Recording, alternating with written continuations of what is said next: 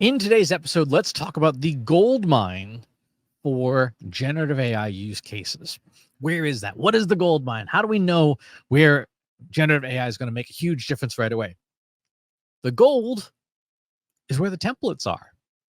Back in 2015 and 2016, I used to say this to my AI keynotes back in the days when we were doing AI talks that had no generative in them. It was just classical AI. I used to say this. I would say, if you do it with the template today, a machine does it without you tomorrow.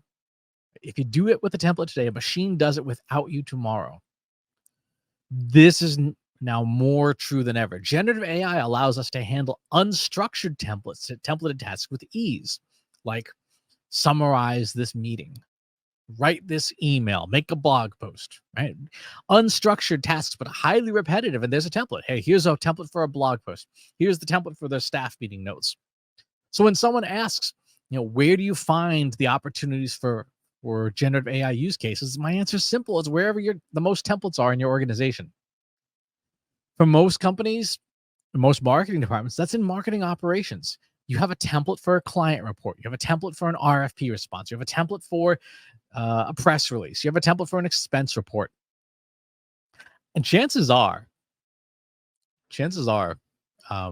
just reading the names of those templates, at least one of them gave you a visceral response. Ugh, expense reports, customer service tickets, annual reviews. Ugh.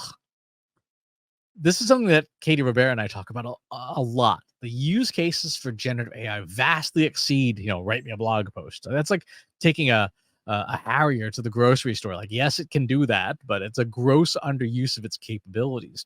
Generative AI is capable of incredible tasks. And the easiest ones to figure out where are things are templated and things make you go, ugh, right? If it's a template today, you should convert it for use with generative AI today so that you're the one operating the machinery tomorrow. You are the one who is getting that work done still, but you do it with a machine, and you do it faster, and you do it better, and you do it cheaper. Otherwise, your organization will at some point do that task with or without you because the efficiencies are too good to ignore. Any rational organization is going to look at the efficiencies of generative AI and say, we need to get on board. Generative AI's most powerful use cases for saving time and saving money are going to be in operations, marketing operations, financial operations, operations in general. Why? Because unlike that blog post that you're trying to write with ChatGPT, operation stuff is largely internal. There are far fewer issues with permissions and copyright and contracts and work for hire, etc. No one is critiquing the artfulness of your expense report, right? Frankly, there should be no creativity in the expense report.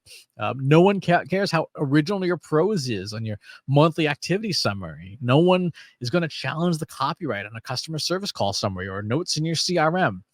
And the time savings of turning these templates into generative AI actions are going to be massive. You know this already, just by your reaction to the names of these templates. Right?